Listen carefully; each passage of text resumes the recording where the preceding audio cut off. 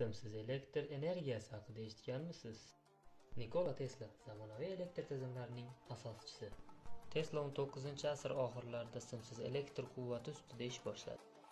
Maqsad butun dunyoga elektr energiyasini simsiz yetkazish.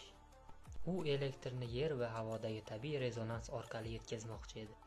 Hamma joyda elektr bo'lishi mumkin edi. Kabellar va simlar kerak bo'lmasdi. Lekin afsuski loyiha moliyaviy muammolar va siyosiy to'siqlar tufayli tugamadi. Ammo Teslaning orzusi hali ham yashayapti. Kim biladi, balki bu kelajakda amalga oshar.